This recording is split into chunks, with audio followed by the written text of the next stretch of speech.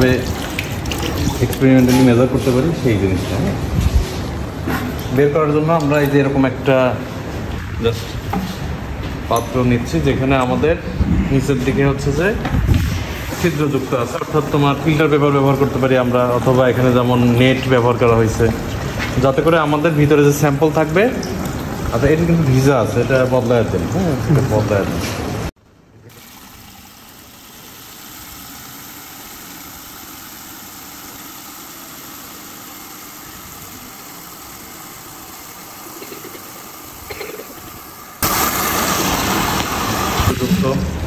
Specifically definition কি, আমরা দুইটা জিনিসের ভলিউমকে হচ্ছে এখানে রেশিও করতেছি, volume of water drain by gravity এবং হচ্ছে যে টোটাল যে ভলিউম। এইটা করার জন্য আমরা যেটা করবো, যেটা নিবার, এটা আসলে ওভেন রাইট স্যাম্পল নিতে হয়, হ্যাঁ, যাতে কোনো আগে থেকে কোনো ময়েশ্চার পানি না থাকে। তো যদি আমরা এমনি নর্মাল স্যাম্পল নিচ্ছি, ভেজা না কিন্তু ওভেন রাইট না আর কি, কিন্তু ওভেন রাইট স্যাম্পল নিতে হয় আর কি।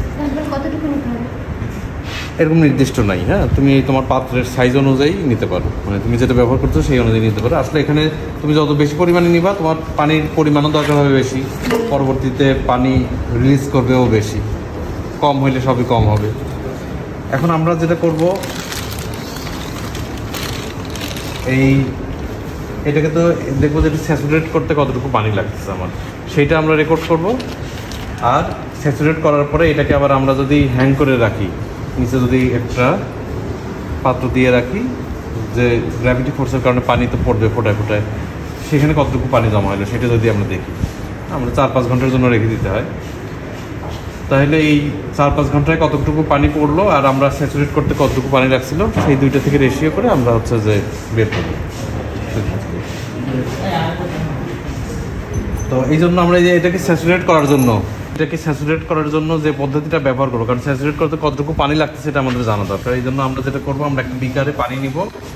তো দেখো, বিকারে পানি একটা নির্দিষ্ট লেভেল মতো নিয়ে এটাকে আমরা বিকারের মধ্যে দিলে এই দিক দিয়ে পানি তো প্রবেশ করবে, করে এটাকে স্যাচুরেট করবে। এখন তারপরে যখন স্যাচুরেট হয়ে যাবে, এটাকে আমরা তুলে ফেলবো, দেখবো যে পানির লেভেল আগের থেকে কতটুকু নামলো, তাহলে আমরা বুঝতে পারবো কতটুকু পানি লাগছে স্যাচুরেট করতে।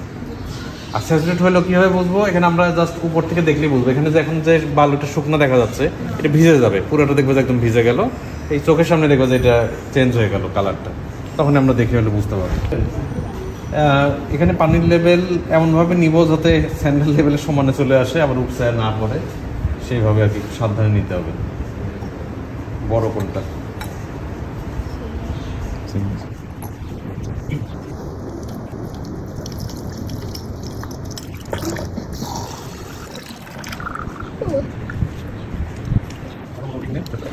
মতো 180 মিলিলিটার পানি আমরা নিলাম, তাই তো। নিয়ে এটাকে আমরা এখন আস্তে আস্তে দিতে হবে যাতে উপসে পড়ে না যায়। আর উপরে একটু খেয়াল রাখো, যারা আশেপাশে এসে দেখো, উপরে এই কখন স্যাচুরেট হবে দেখে বুঝে ফেলতে পারবা। এখনো স্যাচুরেটেড হয় নাই, একদম পুরাটা একবারে বসাইলে হবে কি, এই যে পানিটা পড়ে যাবে। স্যাচুরেট একটু আস্তে আস্তে হবে, এই নিচ দিয়ে পানিটা তো নিচ দিয়ে ঢুকতেছে, সাইড দিয়ে তো আর ঢোকার সুযোগ নেই। সমান সমান লেভেলে আমরা নিয়ে আসবো। তাহলে দেখো, ওই পাশে যারা আছে দেখতে পারতেছো কিনা? এটা স্যাচুরেট হয়েছে, আমি তোমাদের এদিকে দেখাই, এদিকে দেখো।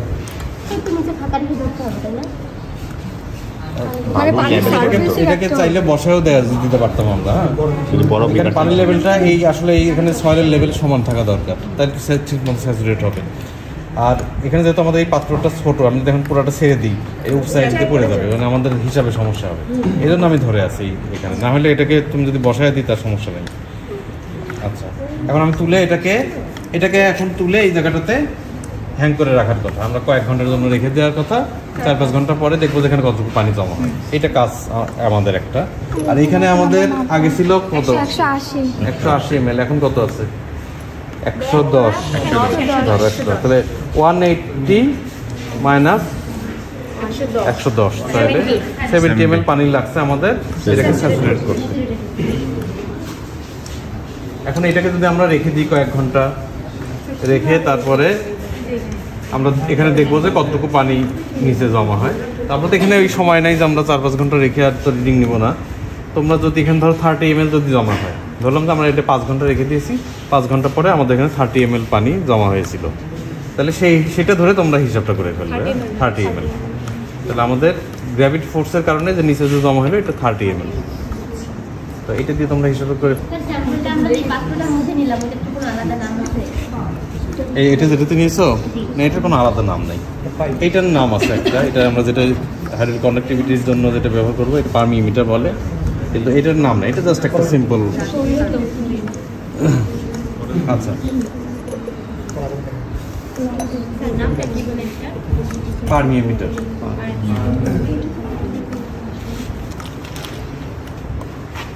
এই পারমিয়েবিলিটি মেজার করে তো সেখান থেকে এই শব্দটা আছে পারমিমিটার, MEA. আচ্ছা তাহলে এখান থেকে আমরা স্পেসিফিক ইল তো বের করতে পারবো। স্পেসিফিক ইল যদি আমরা বের করতে পারি, আমাদের যদি পোরোসিটি জানা থাকে আমরা স্পেসিফিক রিটেনশনও বের করতে পারবো, পোরোসিটি থেকে মাইনাস করবো। আমাদের যদি এটা ধরো তুমি পেলা ফর এক্সাম্পল 20%, পোরোসিটি যদি হয় হলো যে 40%, তাহলে 40 - 20% স্পেসিফিক রিটেনশন। তো তোমরা এটার জন্য পোরোসিটি ধরে নাও 35% ধরে নিয়ে, পোরোসিটি 35% ধরে নিয়ে স্পেসিফিক রিটেনশন কত সেটাও বের করবা। এখানে স্পেসিফিক ইল তো আগে বের করবা আমাদের এটার জন্য, তারপরে স্পেসিফিক রিটেনশনটাও বের করবা। আচ্ছা ওইটা একটা আমাদের পার্ট গেল। আর একটা পার্ট যেটা সেটা হলো মেইন যে hydraulic conductivity. Hydraulic conductivity measure করার জন্য আমাদের ল্যাবে এবং ফিল্ডে বিভিন্ন ধরনের মেথড আছে। হ্যাঁ বিশেষ করে ফিল্ডে বেশ কিছু মেথড আছে, কিন্তু ল্যাবে মেইনলি দুইটা মেথড ব্যবহার হয়, কনস্ট্যান্ট হেড মেথড আর হচ্ছে যে ফলিং হেড বা ভ্যারিয়েবল হেড মেথড।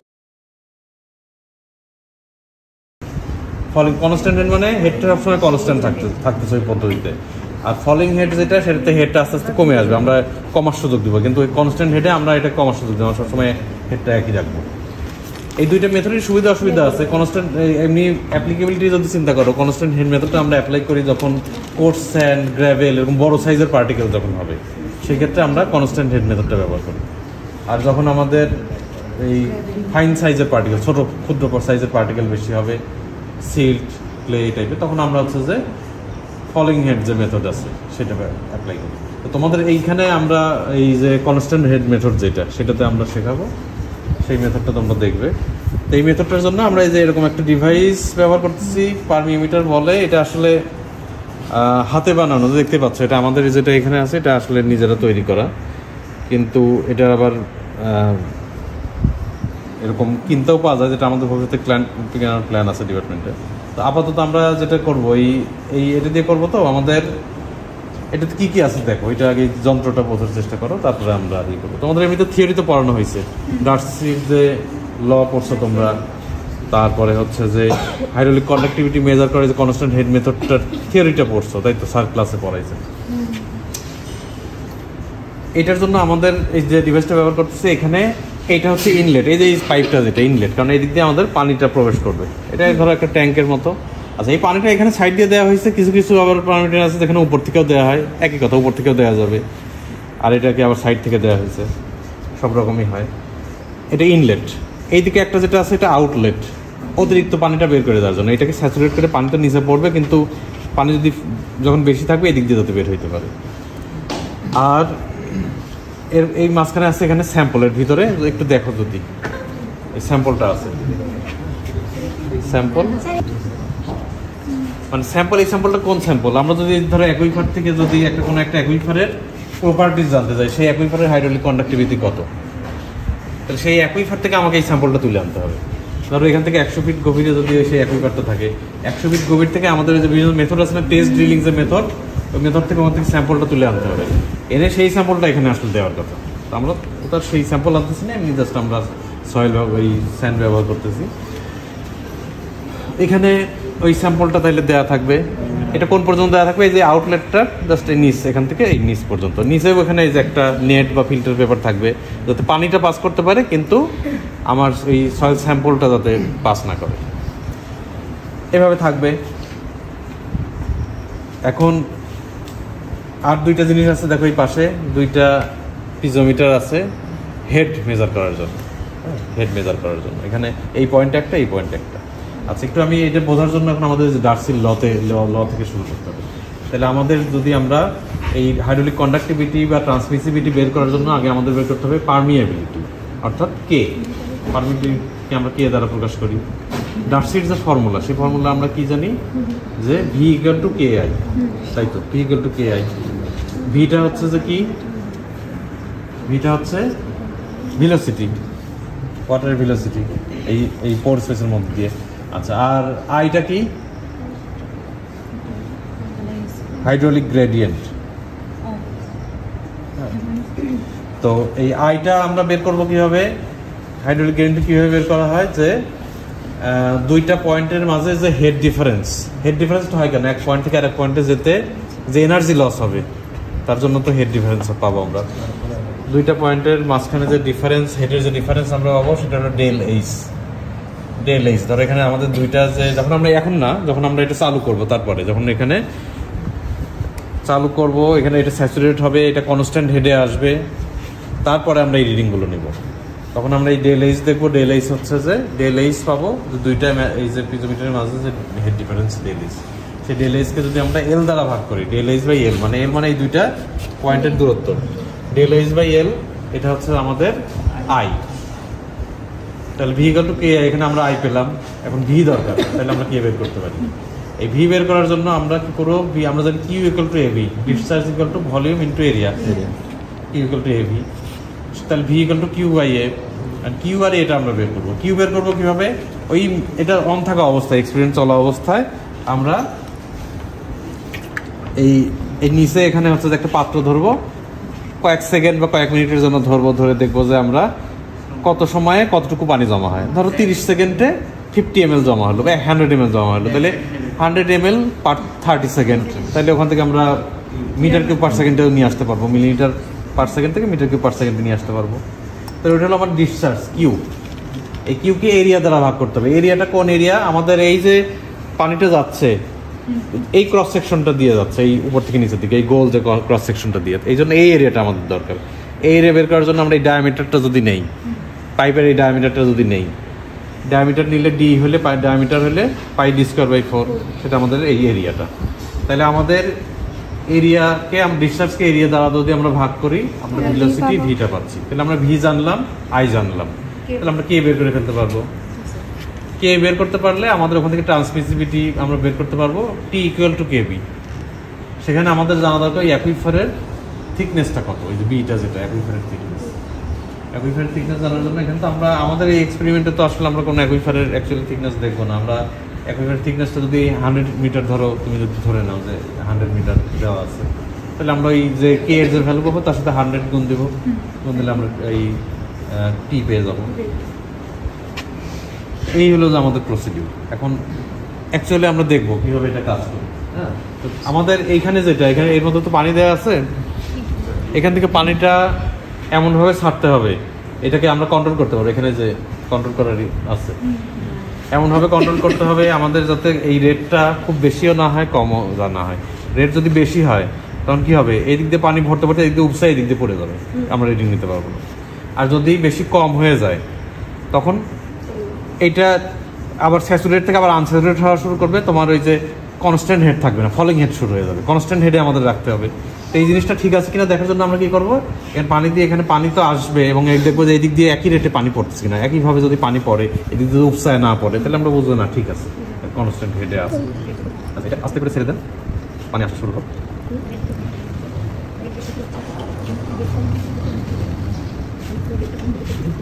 আস্তে খুব অল্প, মানে আর কি বাড়াই দেয় না।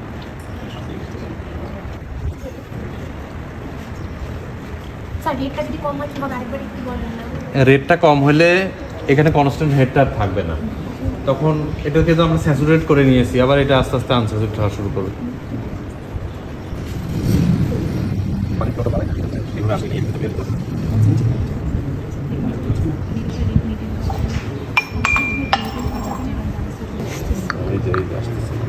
কমায় দেন, কমায় দেন, বেশি দেওয়া আছে। আচ্ছা থাক, দেখুন এটা দিকে পানি হয়েছে, এই ভিতরে দেখো আস্তে আস্তে বাড়তেছে, তাই তো? বাড়তে বাড়তে এটা এখন এই যে পড়ে যাবে, তাহলে কমায় দেন। এরকম এটা ভরে যাচ্ছে তো এটা পড়ে যাবে, এটা পড়ে গেলে হবে না, আমাদেরকে কনস্ট্যান্ট হেডে রাখতে হবে, পানি একই জায়গায় থাকবে, যাতে একই জায়গায় থাকে, বা এটা যদি এখানেও না থাকে, একদম নিচে যদি সয়েলের লেভেলে থাকে তাইলেও হবে। আর একটু কমায় দেন, একটু পানির লেভেলটা কমায় আনি। উপচে পড়ে গেলে কি হিসেবে সমস্যা হয়ে যাবে? উপচে পড়ে গেলে তো হ্যাঁ সমস্যা, কনস্ট্যান্ট হেড থাকতেছে না, কমায় দেন আর এটাকে নামায় দিই লেভেলটা। আচ্ছা এই অবস্থায় থাক। দেখো এখান থেকে আমরা এখন কনস্ট্যান্ট হেডে চলে আসছি বলা যায়, কারণ এদিক দিয়ে উপচে পড়তে হচ্ছে না, এদিক দিয়েও পানি বের হচ্ছে, শুকায় যায় নাই, মানে শুকায় গেলে তো একটু পানি বের হওয়া বন্ধ হয়ে যেত, তার মানে কনস্ট্যান্ট হেডে এখন আসতে তো। এখন আমরা এই যে এই হেডের যে ডিফারেন্স ডেল এইচের ভ্যালুটা নিব। ডেল এইচের ভ্যালুটা নেওয়ার জন্য আমরা কি করব, এখানে দুইটা যে পিজোমিটার আছে এটার একটা ছোট স্কেল দাও তো, স্কেল দিয়ে ওই দুইটার ডিফারেন্সটা আমরা নিব।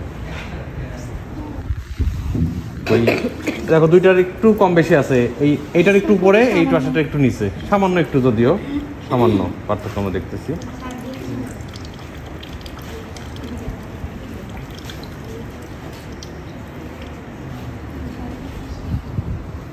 এটা ইয়ে হয়ে গেছে, কনস্ট্যান্ট হেডে নাই, পানিটা বাড়াইতে হবে।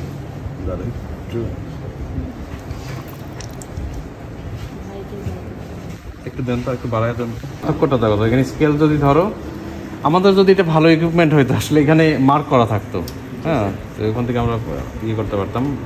এখানে তো সেটা নেই, আমরা যদি স্কেল ধরি, এই ধরো দুইটার মাঝে পার্থক্য কত হবে, একটা স্কেল ধরো, হ্যাঁ কাছাকাছি ধরে দেখো তো কয় সেন্টিমিটার হয়। এখানে এখানে এখানে এই যে এই পয়েন্টের সাথে এই পয়েন্ট, এই দেখো পানির লেভেল।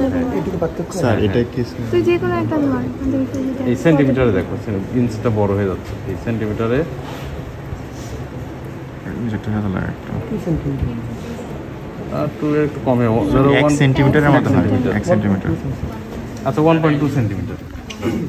তাহলে আমাদের এখানে দুইটার যে হেড ডিফারেন্স একটু দেখো তোমরা, এই যে দেখতে পাচ্ছ তো, এই যে দুইটা পয়েন্টের যে ডিফারেন্স সেটা আমরা নিচ্ছি, সেটা এখানে আমরা ধরো রিডিং পেলাম 1.2 সেন্টিমিটার, সেটা লিখে রাখো ডেল এইচ 1.2 সেন্টিমিটার। স্যার ধরবো স্যার, মানে এটা তো সোজা ধরলে তো স্যার অন্যরকম হয়ে যেত না স্যার, এর ডিফারেন্স যদি স্যার এই পাইপ দুটো যদি খারাপ হয় না, হলে একটু অন্য অ্যাঙ্গেলে ধরতাম, তাহলে কি স্যার এর ডিফারেন্স? না না না, তাতে সমস্যা হবে না, থেকে ওয়াটার ওই তো হেড অনুযায়ী তো উপরে উঠবে, হ্যাঁ এটা সমস্যা হবে না। আচ্ছা এখানে তাহলে আমরা ডেল এইচ পেলাম। এল বের করার জন্য আমাদের এই পয়েন্ট থেকে এই পয়েন্টের দূরত্ব, হ্যাঁ এই দুটো পয়েন্টের আমরা দূরত্ব দেখব। এখান থেকে এই পয়েন্টের দূরত্ব যদি স্কেল দিয়ে দেখো, দেখবা যে এটা নিয়ে দিতেছে, এই দুইটা পয়েন্টের যদি দূরত্ব দেখো, এখান থেকে আমরা ওই যে এর আগে মেজারমেন্ট নিয়েছিলাম তো 11.5 হয়, এটা যদি এভাবে ধরো দেখবো যে 11.5 সেন্টিমিটার। তাহলে এটা হচ্ছে আমাদের এল। আচ্ছা এই এল এর ভ্যালুটা তুমি চাইলে এই যে শুরু করার আগেও নিয়ে রাখতে পারো, এটা আসলে এখন নিতে হবে তা না, এখন ডেল এইচটা নেওয়া দরকার একটা। এরপরে আমরা নেব কিউ। কিউটা নেওয়ার জন্য আমাদের এই আরেকটা আমরা বিকার নিচ্ছি, এটাকে একটু ধুয়ে দিই। আচ্ছা এখানে আমরা কি করব, স্টপ ওয়াচ লাগবে, তোমাদের একটা ফোনে একটু স্টপ ওয়াচটা চালু করো, আমরা 30 সেকেন্ডে কতটুকু পানি জমা হয় দেখি। পিছনে কথা বলো না, তোমরা ওই পাশে যারা আছে কথা বলো না, দেখো শুরু করো। শুরু করছো? আচ্ছা এখানে দেখো পানি আমরা দেখতেছি, তাহলে ডিসচার্জ, হ্যাঁ এই জায়গাটাতে, এই নিচ দিয়ে এই জায়গাটাতেই দেখতে হবে, ভুল করে এই যে সামনে দিক দিয়ে আউটলেট ওখানে না, কারণ এখানে আমরা দেখতেছি এই দিক দিয়ে তো পানিটা আমার ওই আমার স্যাম্পল ভেদ করে ওই দিক দিয়ে স্পোর স্পেস দিয়ে এসে জমা হচ্ছে, এটাই তো আমরা পারমিটিভ মাপতেছি, এই জন্য ডিসচার্জ থেকে নিতে হবে। 30 সেকেন্ড আসলে আমাকে বলবা।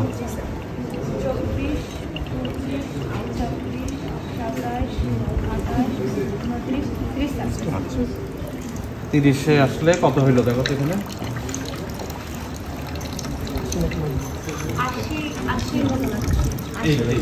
তাহলে 80 ml পার 30 সেকেন্ড, এটাকে তুমি হচ্ছে যে মিটার কিউব পার সেকেন্ড নিয়ে আসবে। এটা বন্ধ করে দেন। এরপরে আমাদের আরেকটা রিডিং নিতে হবে, সেটা হচ্ছে যে এই এরিয়া বের করার জন্য এই ডায়ামিটারটা, তো এই ডায়ামিটার যদি এখানে স্কেল ধরি আমরা, ডায়ামিটারটা পাবো, ডায়ামিটার হচ্ছে যে এটা যেটা আমাদের এখানে আছে 5 সেন্টিমিটার, হ্যাঁ 5 সেন্টিমিটার ডায়ামিটার আছে। এখন বাচ্চা ক্যালকুলেশনগুলো করে ফেলতে হবে। তাইলে আমাদের আই পাবো আমরা ডেল এইচ বাই এল থেকে, ভি পাবো কিউ বাই এ থেকে, কিউটা তো আমরা এই যে দেখলাম, এটা আমরা বের করবো পাই স্কয়ার বাই 4 থেকে, ভি পাই পেলে আমরা দুই কেটে পেলে তো আমরা কে বের করে ফেলতে পারবো। আর তারপর T equal to K B, বিটা আমরা বললাম যে 100 ধরে নাও, যে 100 মিটার ধরে অ্যাকুইফারের থিকনেস, বি হলো অ্যাকুইফারের থিকনেস।